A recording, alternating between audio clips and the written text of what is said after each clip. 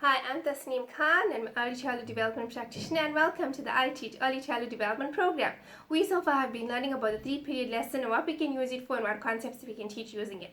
We already took a look at colors, we took a look at shapes, we took a look at alphabets, and today we're going to take a look at numbers. So let's get into it.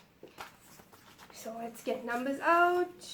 Okay, here we go. Here's some numbers. So we're going to do numbers. Now, like I said in the previous video about alphabets are not taught in order, but numbers have an order. So we'll keep the order for numbers. Numbers will always be 1, 2, 3, 4, 5, 6, 7, 8, 9, 10. Obviously, you start with 0, but in this one, we're not going to do 0 first. We're going to introduce number 1 to the child.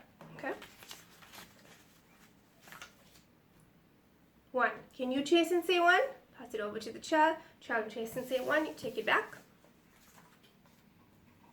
2. Can you trace and say 2? There we go.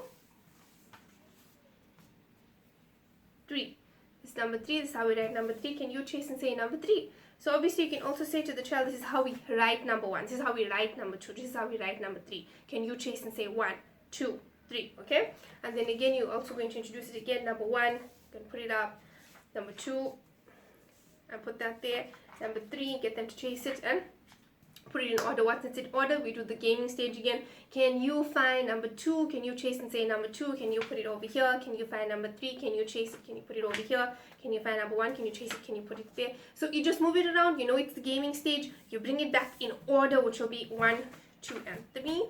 Okay, so we have 1, 2, and 3. It's back, it's in its order.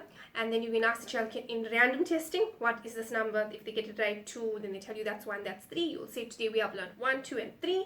And then you know what comes next. You always introduce another number. It's same with the alphabets. You take out 1, you'll introduce 1 unknown, and you always keep 2 known. So in this case, we'll take out number 1, we'll introduce number 4. Okay, with numbers, you'll keep it in order. So number 1 obviously will come out, you'll introduce number 4. Then you take out you'll take out number 2, then it will be number 3, 4, and 5. Okay, so numbers are in order, alphabets are not in order.